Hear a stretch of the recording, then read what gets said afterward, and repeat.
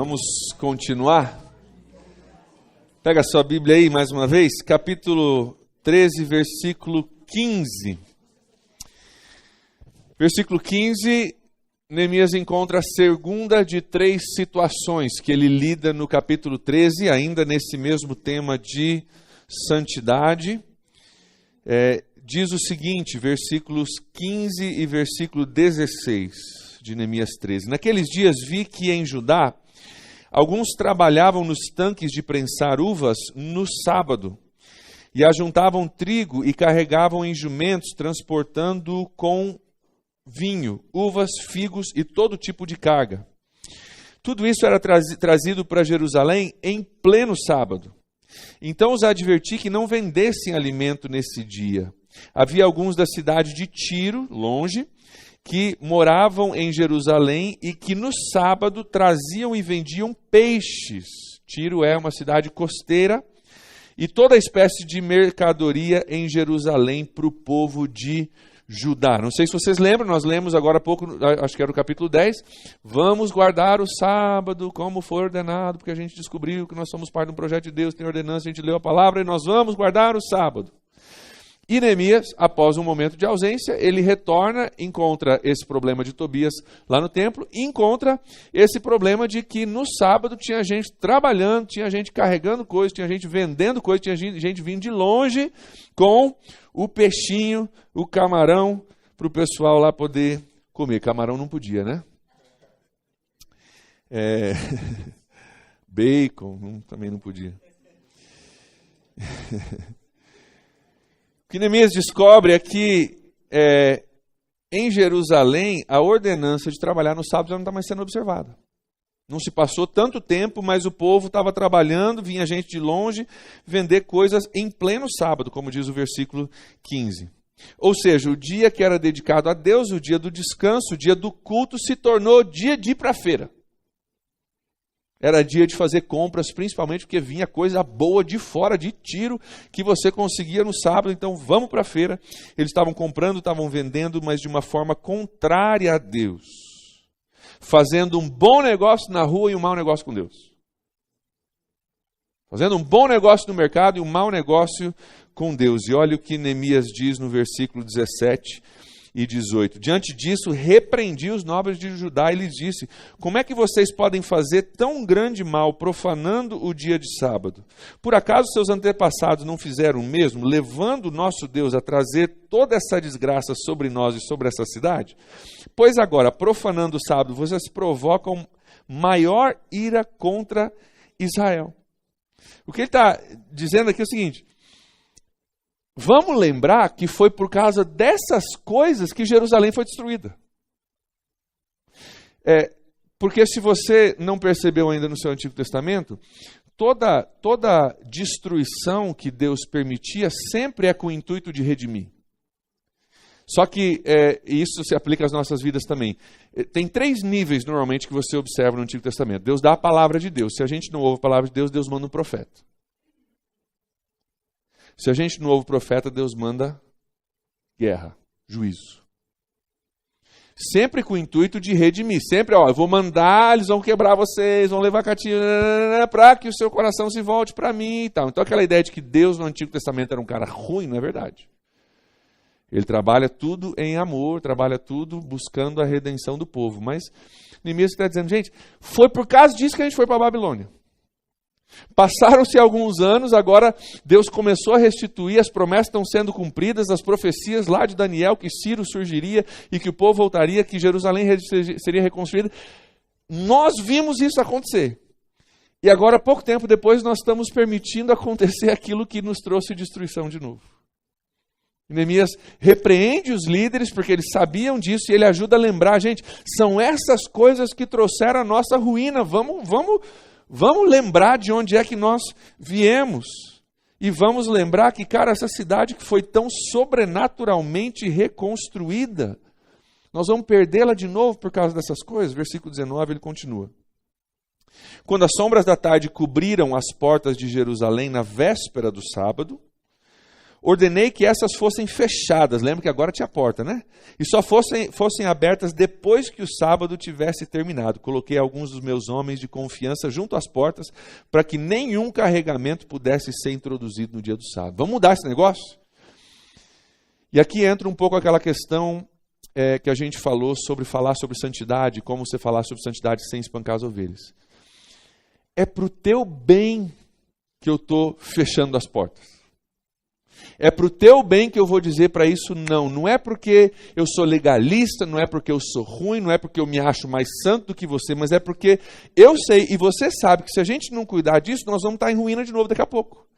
Então é para o nosso bem. Então é uma correção, mas uma correção que visa o nosso melhoramento. Nós vimos isso, o papel de Neemias nisso, nós vimos isso falando sobre a voz do inimigo e a voz do Espírito Santo. O inimigo ele sempre vem para dizer, você não vai dar nada, você não vai conseguir, você não vai para frente. Neemias e o Espírito Santo sempre vem na nossa vida, olha, isso precisa mudar para o projeto de Deus ser realizado. Isso precisa mudar para a gente não voltar a ser ruínas. Isso precisa mudar para que não aconteça de novo com a gente. Então, há uma correção, mas buscando preservar o lugar ali. Então ele fecha as portas, ele tranca as portas, ele corrige as pessoas, ele não permite que entre nada na cidade que venha profanar a lei de Deus e trazer desgraça sobre eles de novo. Versículo 22, então ordenei aos levitas que se purificassem e fossem vigiar as portas a fim de que no dia de sábado fosse respeitado como sagrado. Mais uma vez, santidade. Neemias está dizendo, para com isso, nós prometemos isso, nós sabemos que está na lei, vamos voltar àquilo que é importante. Hoje em dia, nós não temos o costume mais de guardar o sábado, né? Nós não temos mais, geralmente se diz isso, nós não temos esse costume do sábado. Se você não sabe um pouco da tua história da igreja, nós adoramos no domingo porque os apóstolos começaram a já ter alguma mudança. No começo eles iam para o sábado no templo, depois cultuavam durante a semana e principalmente no domingo, que era o dia do Senhor, o dia da ressurreição do Senhor. E à medida que eles foram se distanciando cada vez mais do judaísmo, o cristianismo foi se instituindo, então domingo se tornou o dia do nosso culto, da nossa adoração. É por isso que nós adoramos no domingo, mas também não existe sobre nós uma proibição de se trabalhar no domingo, como alguns, no meu caso, de pastor, é o dia que a gente mais trabalha, né? Lá na minha cidade, é uma cidade portuária, a gente trabalha, muitos trabalham lá por escala, então é 12 por 36 e assim vai, então não existe essa proibição de no domingo você não poder trabalhar, mas tem uma aplicação que eu gostaria de fazer para nós com relação a esse episódio do sábado. Gostaria de aplicar isso dizendo o seguinte: é importante obedecermos a Deus mesmo quando é inconveniente. Tá?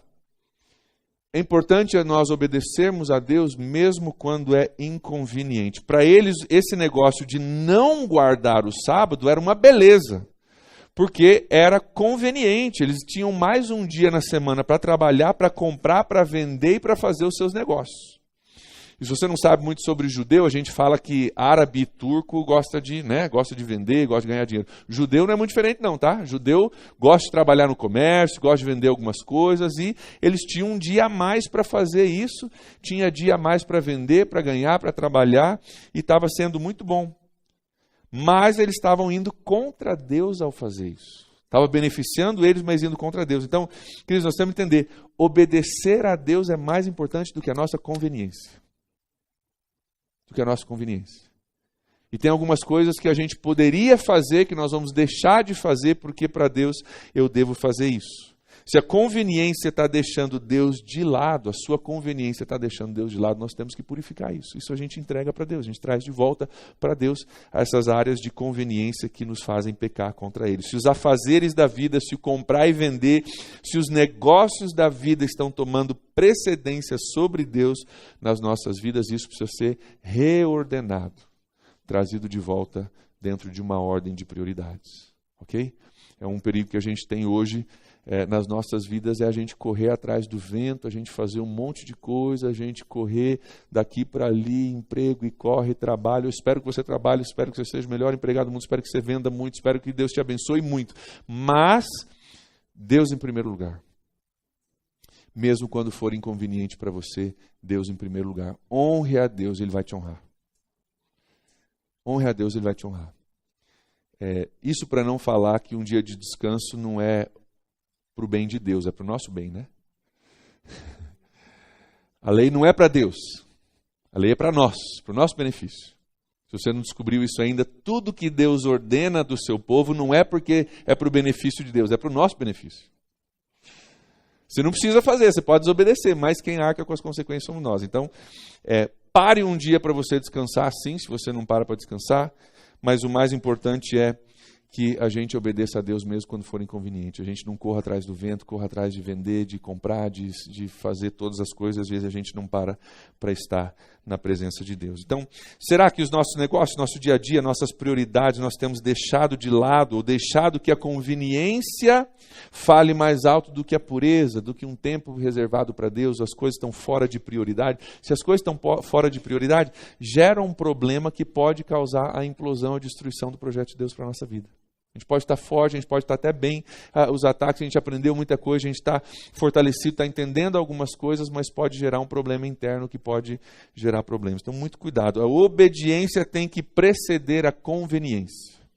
A obediência tem que preceder a conveniência. Será que tem alguma coisa nas nossas vidas nesse sentido que precisa ser trazido debaixo da ordem de Deus de novo? É uma das coisas que Neemias encarou. Tem uma terceira coisa que eu quero olhar contigo, versículo 23. Uma terceira área que Neemias precisava purificar em Jerusalém. Versículo 23 e 24 diz assim: além disso, naqueles dias vi alguns judeus que haviam se casado com mulheres de Asdod, de Amon e de Moabe. A metade dos seus filhos falavam a língua de Asdod, a língua de um dos outros povos, e não sabiam falar a língua de Judá. Peraí, nós não lemos no capítulo 10 que eles comprometeram não se casar com as filhas dos outros? Todas essas coisas, todas essas três áreas, guardar o sábado, o casamento e a purificação do templo, são coisas que eles prometeram um pouco tempo antes. Agora está aqui se casando de novo e ele diz que ele encontra esse problema e não sabiam nem falar a língua de Judá mais. E agora Neemias foca na purificação dos relacionamentos. Purificação dos relacionamentos. Os judeus se casando, se misturando com pessoas que não tinham Deus em comum. Casar com pessoas de outros povos naquela época, talvez você saiba disso, incluía aceitar a religião deles. Não era só um casamento, você trazia também para dentro da sua casa os seus ídolos e as suas práticas, a sua filosofia, e os deuses daquele povo entravam para dentro da sua casa e começavam a afetar os seus filhos, e por isso o relacionamento do povo de Deus com o povo pagão era uma coisa perigosa. Deus proibiu, mais uma vez, não para o benefício de Deus, mas para o benefício do povo. Não para o benefício de Deus, mas para o benefício do povo. E essa é uma forma, abrindo um parênteses aqui falando sobre santidade, essa é uma forma útil da gente ensinar santidade nas igrejas. É você enfatizar, não é porque Deus é ruim, Deus é turrão, Deus manda e Deus pode, Ele está lá em cima com um raio na mão, esperando você errar para Ele tacar um raio na tua cabeça. Não. É porque Ele te ama. E Ele sabe que se você quebrar isso, quem colhe a consequência é você. Quantas vezes eu aconselho jovens da minha igreja, eles vêm para mim, poxa, pastor, ora por mim, porque eu vacilei aqui, tal. Eu falo, cara, vamos orar, estou contigo, né? Nosso trabalho é ser Neemias, vamos junto, vamos reconstruir, vamos pegar junto. Mas, posso abrir um parêntese? Você entende agora por que Deus diz para não fazer? Porque se a gente não fizesse, você não ia estar chorando aqui, você não ia estar... Entende? Então, não é porque Deus é ruim, é porque Deus te ama, Ele não quer que você tenha isso que a gente está tendo agora. Então, próxima vez que se apresentar, lembra disso, que é por isso que Deus dá a lei. E é para o teu benefício, não é para o benefício dele. Pois não, irmã?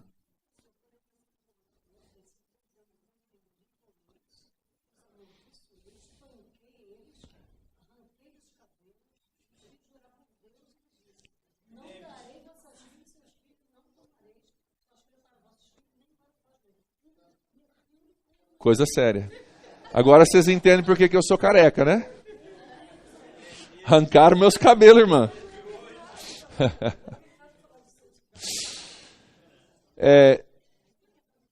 Não recomendo, obviamente, né? Não recomendo hoje da cadeia. Mas vamos fazer um link? Vamos fazer um link? O que Jesus disse? Se o teu olho te faz pecar? Se tua mão te faz pecar? Daí eu falo com os homens lá da igreja, se outras partes tua faz pecar, aí não gosta, né?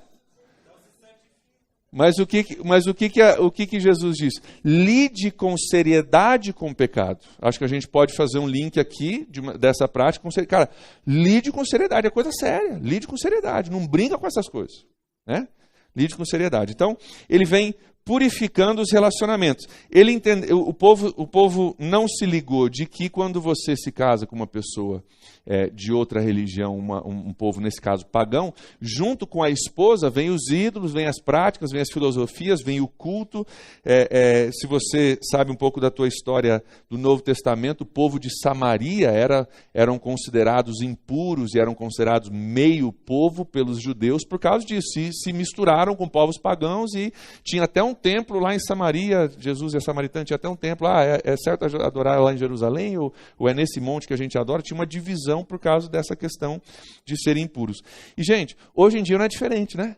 Hoje em dia também, quando a Bíblia diz a respeito do jugo, né, do jugo desigual, de você não ter, né, de luz não ter comunhão com trevas, mais uma vez, não é porque Deus é turrão, não é porque Deus é ruim, porque Deus sabe o que é melhor para você, Ele dá uma lei para o seu bem.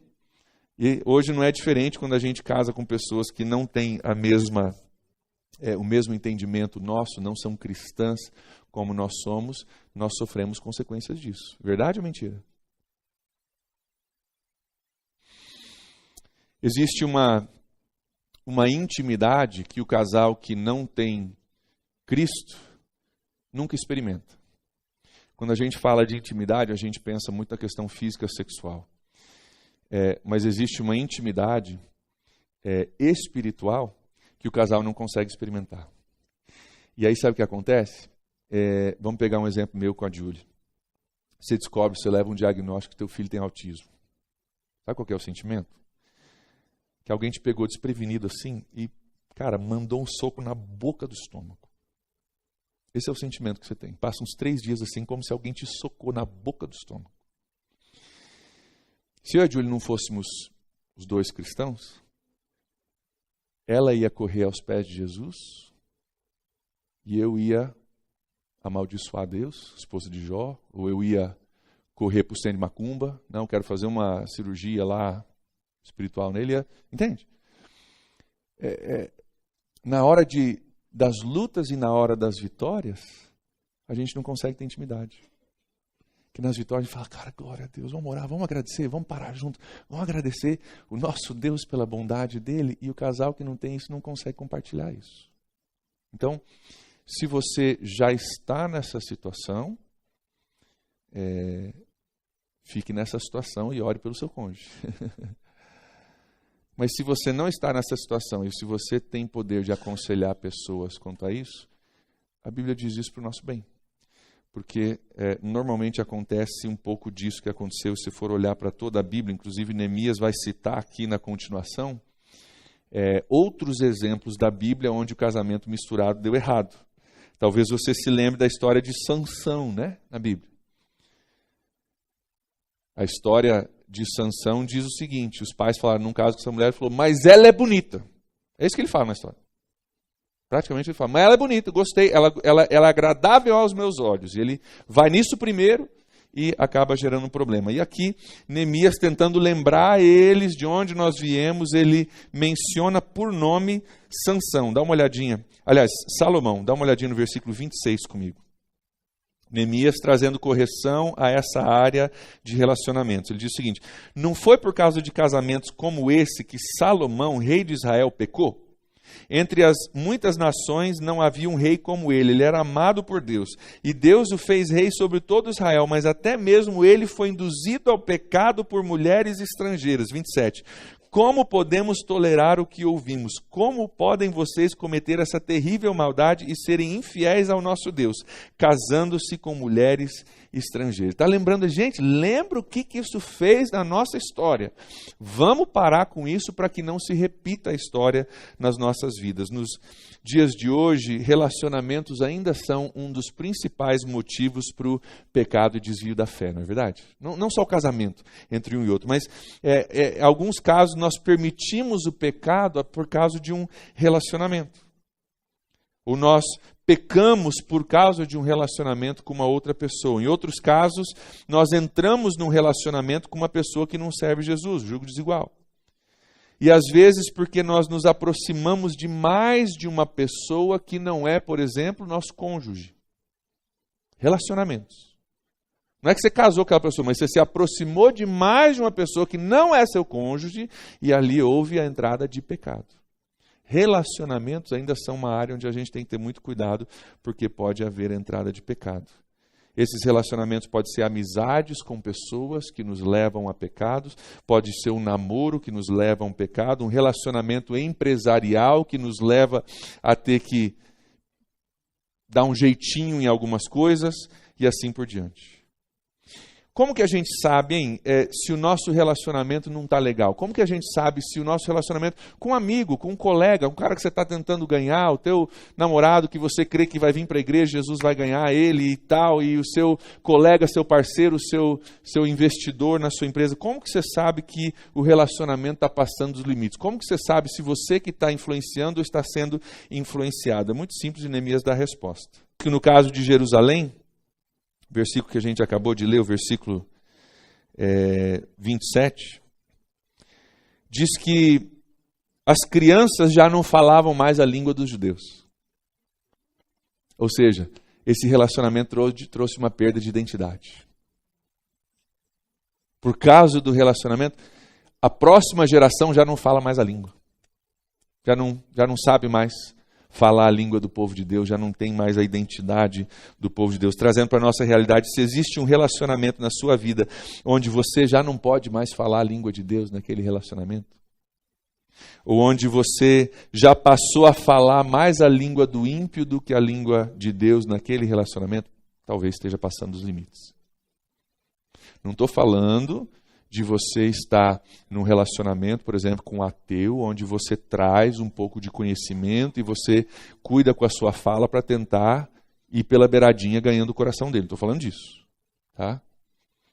Estou falando onde você já está falando muito mais a língua, já está tendo muito mais os jeitos e os trejeitos e os costumes e as práticas dele do que ele recebendo as suas. Se você já não fala mais a língua de Deus, talvez seja um pouco complicado. Falar a língua do ímpio é quando nós nos dobramos à forma de agir deles, em vez de nós influenciarmos a eles. Eu sou 100% a favor de você saber com quem você está falando e adaptar a sua fala para ganhá-lo. Tá? Lá na nossa igreja nós fazemos um jantar acústico na casa de um irmão que é bem sucedido na cidade. Ele abre a casa dele, minha esposa canta, ele toca piano. Nós convidamos o prefeito, o delegado, a galera da nata da cidade a gente convida.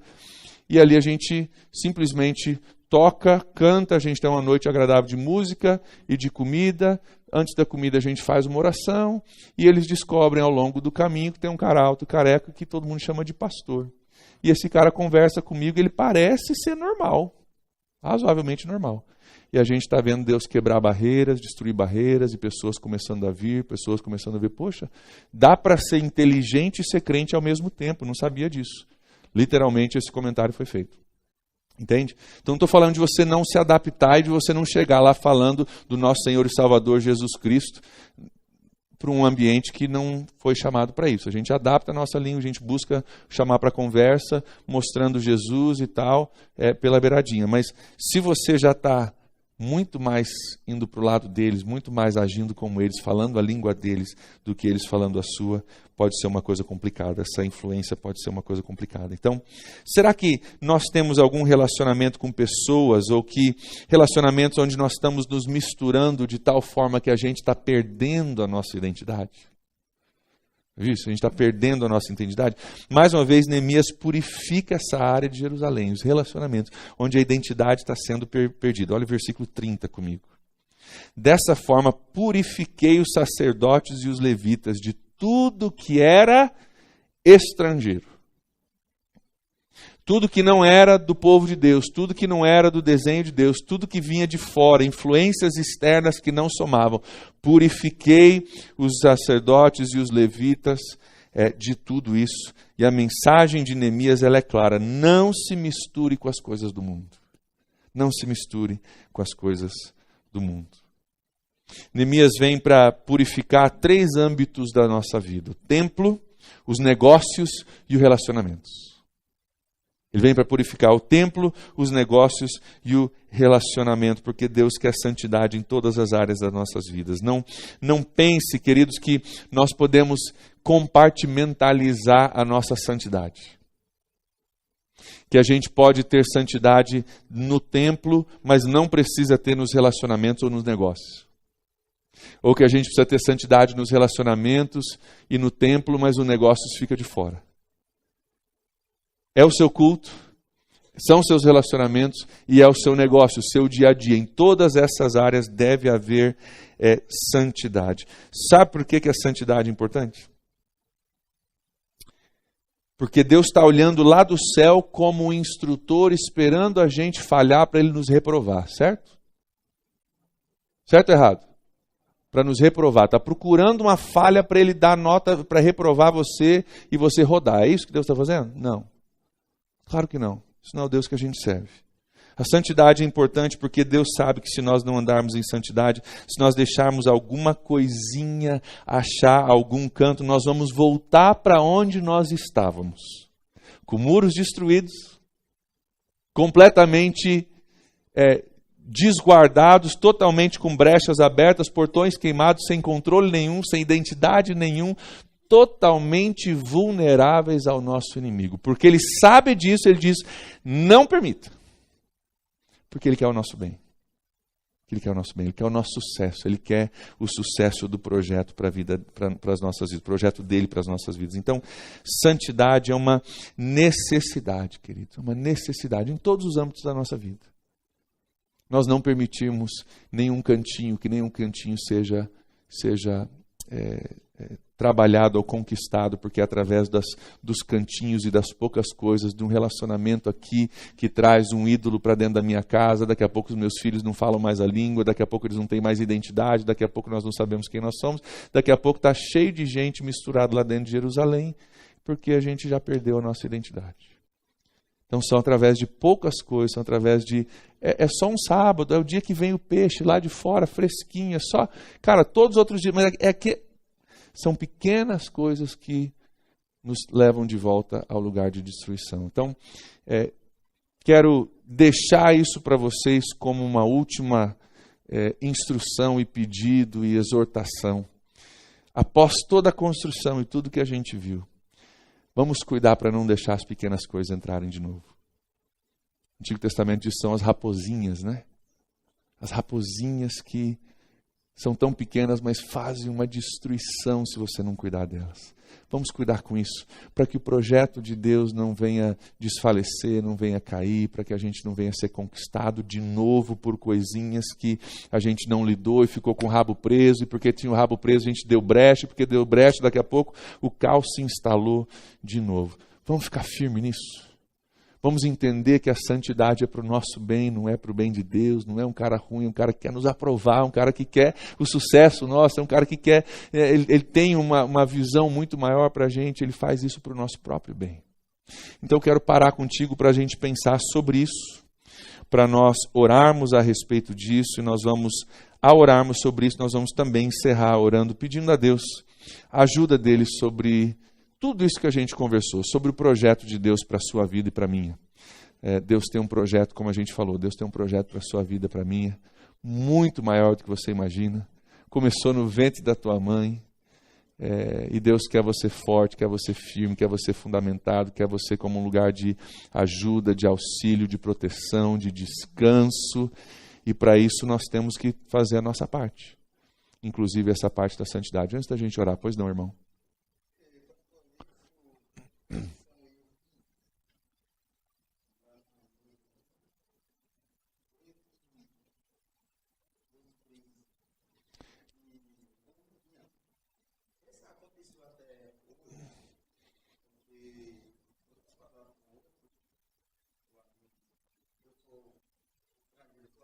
Uhum.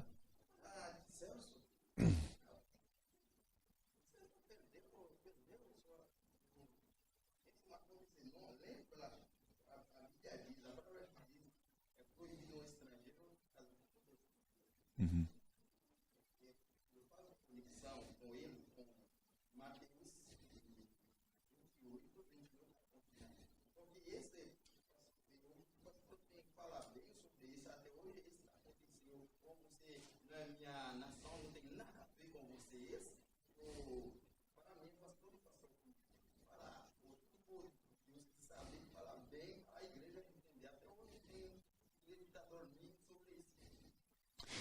Deixa eu ver se eu entendi. Sobre pessoas de outras nações se casarem?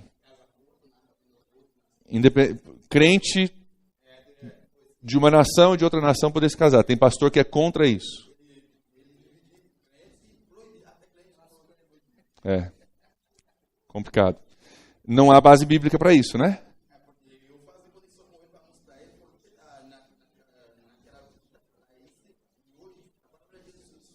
Isso.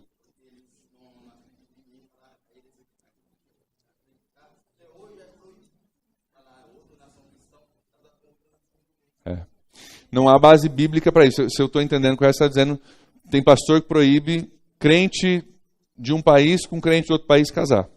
Não há base bíblica para isso. Existe sim um argumento cultural, antropológico para isso, para um cuidado. Ok? Por exemplo, eu e a Julie, nós temos um casamento transcultural. Eu e a Julie.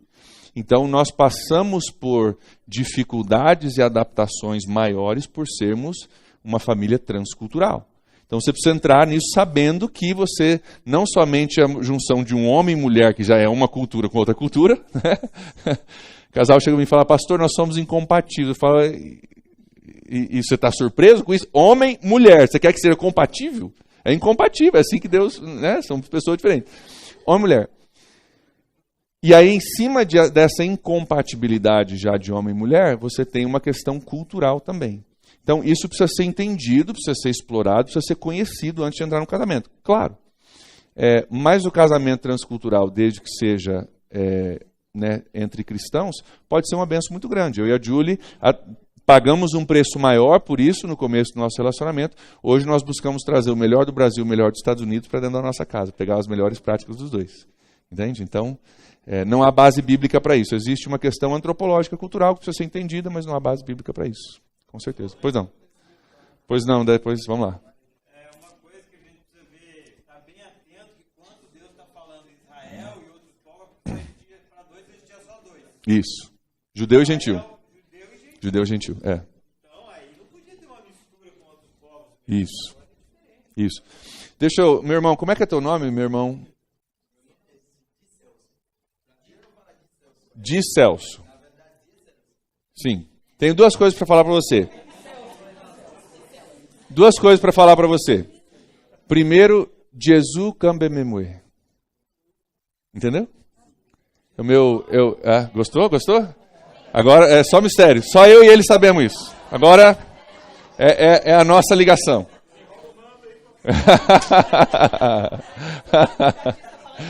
Aí, ó. Eu estou falando em línguas, literalmente.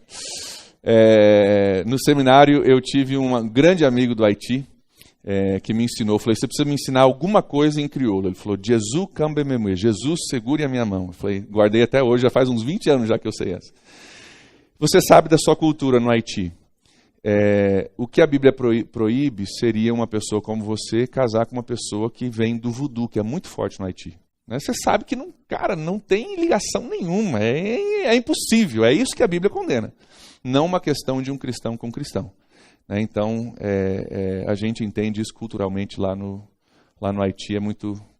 Só queria trazer essa questão, é isso que é condenado, não casamento entre dois cristãos. Você tinha uma dúvida? Pois não.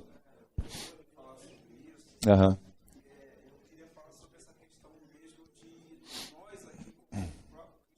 Sim.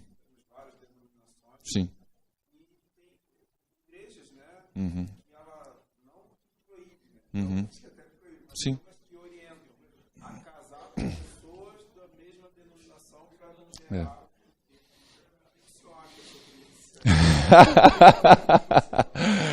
Vocês deixaram as bombas para sexta-feira à noite, né? Depende muito da pessoa. Citar um exemplo, existem pessoas que realmente, se casarem, vamos pegar o típico que a gente fala, tá? Pentecostal com tradicional, tá? Só vou falar nisso porque é a coisa que a gente mais entende. Tem pessoas que não vão conseguir não se julgar dentro do casamento e não se condenar por formas de lidar com situações, né? Tem casais que não vão ter a maturidade de poder entender e respeitar um ao outro, as diferenças um do outro, e se unirem ao redor de Cristo. Vão se separarem por causa de práticas, né? Mas se nós tivermos a humildade que a gente deve ter, eu acho que isso pode ser vencido. Mas concordo que se a pessoa que está prestes a se casar, eu sei que não vai ter essa maturidade, talvez não seja a melhor situação, porque daí Deus divide, em vez de Deus unir. Entende? Tem casais na minha igreja que passam por isso. Onde se eles não cuidarem, eu tenho que conversar com eles seriamente sobre isso, se eles não cuidarem, Deus se torna um motivo de divisão, não um motivo de união. Entende? Então, eu gostaria de crer que todo cristão tem a maturidade de entender essas coisas, e de respeitar um ao outro, e de aprender um com o outro, aquela humildade epistemológica que a gente falou, né? Mas nem todos têm. E se não há essa humildade, pode gerar um problema, não é errado, mas pode gerar um problema muito grande dentro do relacionamento, né? Então, é uma coisa que, aí eu diria, é quase a mesma coisa da cultura. Porque nós não estamos falando de crente com não crente, estamos falando de duas culturas cristãs diferentes. Então, se você não conseguir pegar o melhor das duas culturas e trazer para dentro do seu casamento, as culturas vão te separar. Entende? Então, nós que somos líderes, vamos trabalhar com os nossos liderados para ter essa humildade, para ter essa maturidade. Né? Estou falando de gente assim, que nasceu de novo. Tem gente dentro da igreja que não nasceu de novo. Está dentro da igreja, fala o cristianês lá, mas não nasceu de novo. O cara é nascido de novo e é mais tradicional, e o cara é nascido de novo pentecostal, dois nascidos de novo, vamos conversar com esses dois, vamos tentar ensinar uma maturidade, vamos tentar ensinar, né, uma humildade para a gente poder trabalhar junto. Agora, um cara que está dentro da igreja, mas não nasceu de novo, com uma pessoa que está dentro da igreja e nasceu de novo, não vai dar certo nunca. Né? Então, mas se nasceu de novo, vamos trabalhar isso. Nós que somos líderes, vamos liderar isso, tá? Vamos liderar isso, vamos dar o exemplo disso, da gente poder aprender uns dos outros, da gente poder ser enriquecido uns com os outros. Ok? Outros comentários ou dúvidas antes da gente orar? Agora que a gente saiu do foco totalmente. Vamos então fechar falando disso, gente. Vamos fechar orando por isso. Feche seus olhos comigo por alguns instantes. E vamos encerrar com esse assunto, orando a Deus. Nós caminhamos um bom caminho nessa semana, nós vimos muita coisa acontecer. E a gente encerra com isso, que às vezes são as raposinhas que vêm, depois que o projeto já está bem encaminhado, depois que a gente entendeu algumas coisas, são as raposinhas que vêm e que acham espaço, que se a gente não lidar com elas, elas podem gerar a destruição de novo, podem nos levar de volta à estaca zero. Então, queridos, vamos cuidar com isso. Vamos cuidar com isso.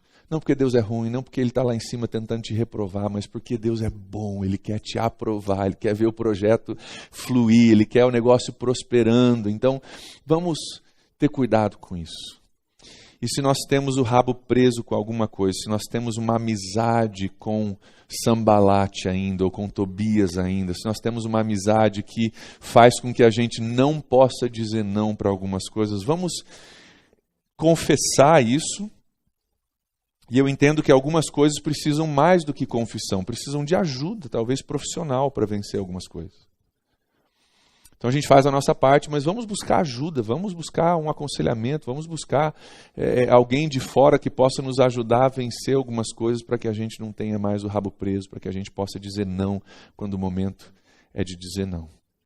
Como nós falamos no começo, uma coisa é a gente ter uma situação, ter uma coisa que aconteceu. Outra coisa é a gente ter uma amizade, um vínculo, a gente jogar a toalha, a gente já está, né, trocando a nossa aliança com Deus por uma aliança com o inimigo. Se tem algo assim que te prende dessa forma, vamos pedir a Deus hoje, em nome de Jesus, que isso seja quebrado, que isso seja desfeito, que você possa, pelo menos aqui hoje, decidir que você não quer mais isso. Talvez tenha que ter um acompanhamento, mas você possa decidir hoje para não ter mais isso. Então, Deus, nessa noite nós encerramos com esse tema tão importante, Deus, tão importante, da santidade nas nossas vidas, Pai. E é com muito temor que a gente fala a respeito disso, porque é tão fácil falar, Deus, é tão fácil ensinar, é tão difícil às vezes viver, Pai. Então, ajuda-nos, Pai, ajuda-me, ó Deus, a levar com a seriedade necessária na minha vida essa questão, a entender o que está em jogo, Deus, que não é só uma decisão, não é só uma coisa isolada que afeta somente uma coisa, é uma coisa que chama outra coisa, que chama outra coisa, que leva à destruição. Então, Deus, abre os nossos olhos, o nosso entendimento e usa as palavras de Neemias, como ele falou, foi por causa de não guardar o sábado que veio essa ruína. Vamos lembrar de Salomão e o que aconteceu com ele, que nós possamos lembrar, ó Deus, de onde nós viemos e que nós possamos dizer não a essas coisas para que nós não voltemos ao nosso lugar original, Pai, não voltemos a um lugar de destruição de novo. Ajuda-nos, ó Deus, nós precisamos, como Neemias apareceu aqui e foi confrontando e foi corrigindo, nós precisamos do Teu Espírito Santo nos confrontando e nos corrigindo, falando conosco. Nós temos falado sobre ouvir a voz do Espírito Santo, então Espírito Santo, fala conosco, dá-nos a capacidade de ouvir a Tua voz e quando ouvirmos a Tua voz, a capacidade de obedecermos, de entendermos a grandeza do lucro quando obedecemos e a grandeza da perda quando nós desobedecemos. Fortalece-nos para isso, Pai. Eu oro, Deus, por cada um dos meus irmãos essa noite, os irmãos, as irmãs, Pai, pedindo que esse estudo, essa semana que nós passamos, Deus, venha produzir ainda muitos frutos na vida deles, Pai. Venha, ó Deus, ser reproduzido através da vida deles para outras pessoas, Pai. Nós te agradecemos, nós te damos toda a honra, toda a glória, Deus, pela Tua palavra, que fala tanto ao nosso coração, que faz tanto sentido daquilo que nós vivenciamos no dia a dia. Então nós honramos ao Senhor, nós te agradecemos por ter esse espaço, esse privilégio de poder estudar e compartilhar essa palavra durante esses dias, Pai. Leva-nos debaixo da Tua graça, debaixo da Tua paz, Pai, abençoa-nos, guarda-nos, Pai. Eu quero pedir que você fique em pé comigo, eu quero orar por vocês. Eu ia encerrar, mas não vou encerrar ainda. Fique em pé, eu quero orar por você.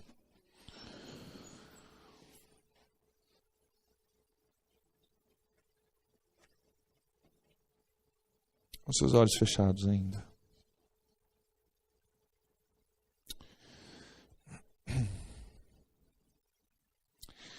Espírito Santo de Deus, nós te louvamos porque o Senhor é nosso parceiro.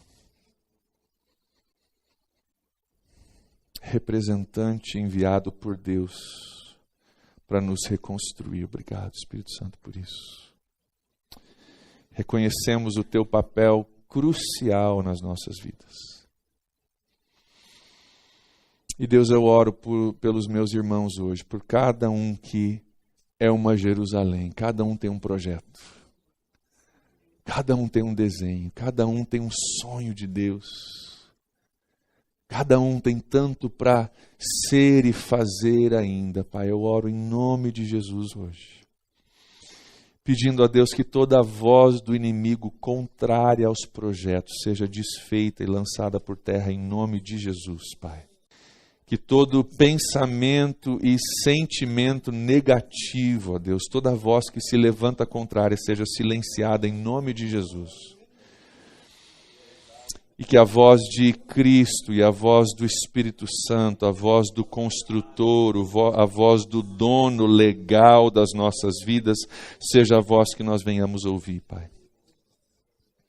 Pai, eu oro que eles não sejam presos pelo passado, como Sanbalat e Tobias tentaram fazer, esse monte de ruínas. Que nós possamos olhar para aquilo que o Senhor já fez, Pai. Que tem um monte de ruínas que o Senhor já transformou em paredes e o Senhor vai continuar a fazer isso, Pai. Então, ajuda-nos, ó Deus, a olhar para o Senhor, ó Deus, a olhar para aquilo que o Senhor já fez, Pai. Tira os nossos olhos de tudo aquilo que ainda falta ser feito, de todos os defeitos, ó Deus, da nossa própria autocondenação, ó Deus, e ajuda-nos a nos agarrarmos mais ainda na pessoa do Espírito Santo para que a construção possa ser feita. E Pai, eu oro pela vida de cada um, que os seus projetos para as nossas vidas, cada um deles venha a ser realizado, Pai. Eu oro, ó Deus, que o Senhor nos dê uma inconformidade, ó Deus, em sermos normais, em sermos medianos, Pai, ou em sermos medíocres, Pai. Dê-nos uma inconformidade, Pai. Dê-nos uma visão, uma ideia, ó Deus, um coração para abraçar aquilo que o Senhor tem para nós, Pai. E que aquilo que nos atrapalha, nós possamos dizer não para correr atrás, ó Deus, do Teu projeto para nós. Então fortalece cada um dos seus filhos, Pai. Coloca, ó Deus, um muro forte ao redor, Pai. Ó Deus, traz paz interior, ó Deus, onde precisam ser acertadas algumas coisas dentro. E, Pai, onde nós temos tentativas do inimigo de ganhar pouco espaço, ajuda-nos a enxergar isso e ajuda-nos a lidar com isso, Pai, que tenhamos vitória na nossa construção. E, Pai, eu oro que cada homem, cada mulher aqui, ó Deus, do seu jeito, da sua forma, na forma que o Senhor vai usar, seja um grande lugar da habitação de Deus, um lugar de refúgio, um lugar de fortaleza, um lugar de descanso, um lugar de identidade, um lugar de crescimento, um lugar de bênção, Pai, por onde nós vamos, por causa do Teu mover, da Tua presença, do Teu projeto em nossas vidas, Pai. A Ti nós entregamos a honra e a glória nessa noite. Oramos agradecidos em nome de Jesus. Amém. Amém. Vocês podem se sentar.